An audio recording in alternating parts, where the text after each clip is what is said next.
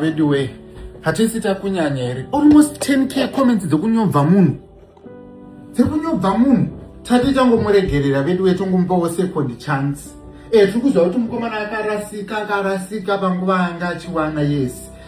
Chimwe chinhu chinobhowa munoziva kuti kupema kunoda once kupema chako kunotoda once ukaramba uchikudzokorora kudai vanhu vanobhoeka ndaimbosipema kandiri kuSouth Africa kune vakatanga kundifollowa izvizvi ndandichigara mumukuku ndandichipema zvekuti dhu bvunzai vanhu ava ndandichipema zvekuti dhu imba yese yanga yazane zvinhu kupema ukanyanya kupema vanhu vanoita se vanoningirikira vanhu vanobhoekana zvinonetesa so hamene zvazvingori so plus kune vanhu mukomana panguva dzanga achiri apa kune vanhu vakabenefita mafollowing kune vanhu vakabenefita mafollowing saka mumboshaungoredzawo hanzi pari kuda 150 here scan 150 here vedway panguva iyama muchibenefita wani muchitamba mese muchidinindini vane mukoma moboys variko vari kuningirikini vari kudonetawo thank you mukoma moboys kwavamwe varipi taikuonai wani paya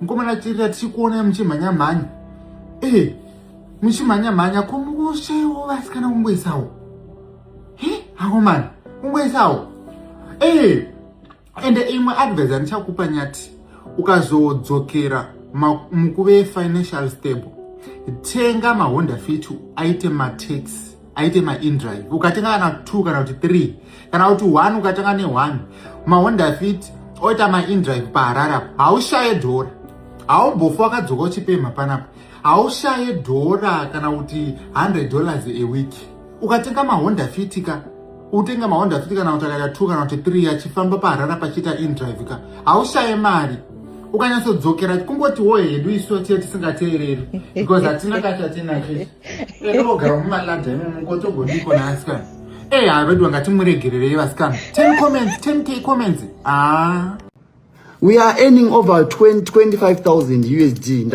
mondiregerawo ndazotaura nhasi we are earning over 25,000 USD every month ndozi tiri kupema pachii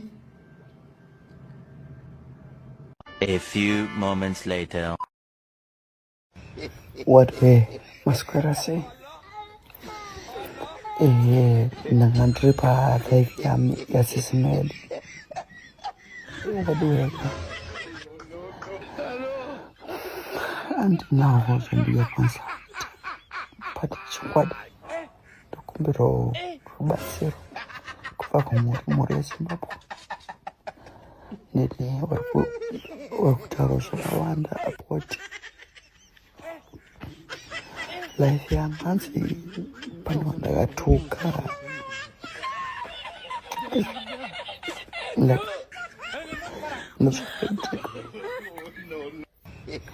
ndakandisingasiyo basi ndokuyoregero nanga unomonepatso ndikwanisa kupona because situation yandiri aina kumira. Please help me. Please help me.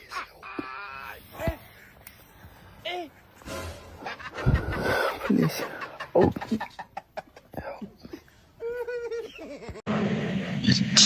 Subscribe apps akawanda kutora chokwadi to be honest. Yes. Phone apa. ChatGPT CapCut.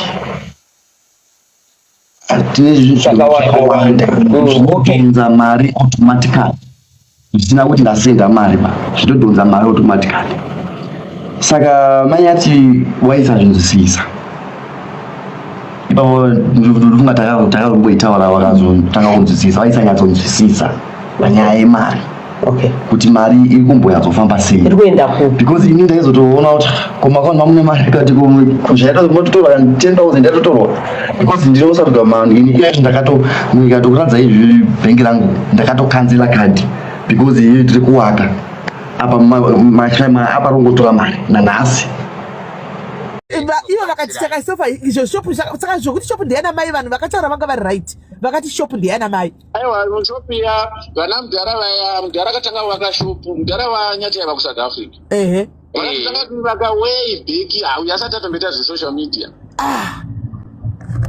Whoa! Boys, how are you? For the sake, doctor. Ayo dzinenge dzapinda dzimwe. Wow. Mazvinzwa ka? Zvab. Ndakuva paka na cent. US dollars. Yes. Yakangoiswa mu account chiswa makwande ndikati transfer izvezvi yose. Alright. Achibva tazvino ndapata mari ya. Zvori choro vana mama vake vakazviziva kuti ndine mari vakambotoya kufona apa ndangeta delete tinchichauya nenchauya kusvika ndazoti wenyati chiuya kuno kuZimbabwe. Ndobva auya kuno kuZimbabwe ndobva ndamutsvakira stand padhuze neLafarge pamabvuku apo. Ndikati imba ichirega ndivake ipere yese kana kuti mari yako ichanoshota pamwe pacho unozotoshanda ukandipa mari yangu but chirega ndivake imba yemutown inopera ine mapepa everything. Zvikanzi mama zvikanzi baba zvataura nevana mama kumba sezvo tabuya regai tichitora mari tinovaratidza tonovavigira kuti mari